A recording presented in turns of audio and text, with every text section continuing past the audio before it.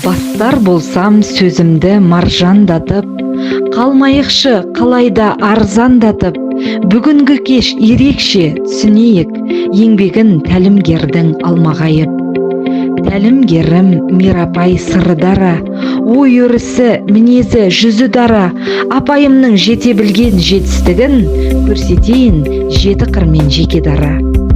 Қазағымның дәстүрі керемет тым, келін түсу, ұзату, тұсау кесу, апайымның бойынан табылады, сәлем салу, таңменен ерте тұру. Екінші қыры десе ана дерем, қамқорлығы балаға бөлек берер, аналық махаббатын төге білген, мейірім, шапағат пен шаттық деген.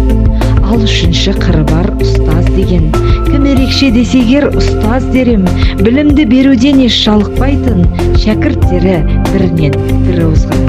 Мектепте өтіп тұрар түрлі шара, ізденімпаздық, білгірлік шықса сара, Мира апай топ жарып тұрар әркез, күлдіріп, жылатып та кейде дара.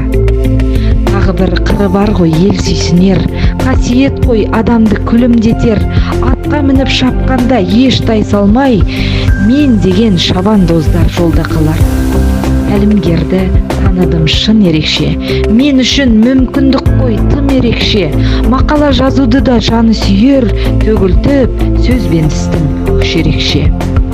Соңғы қыр бар, сізбен бізге жұмбақ болсын, Мира апайдың еңбегі жанбақ болсын, әрқашан бірге жұмыс атқаруға керемет мүмкіндіктің басы болсын.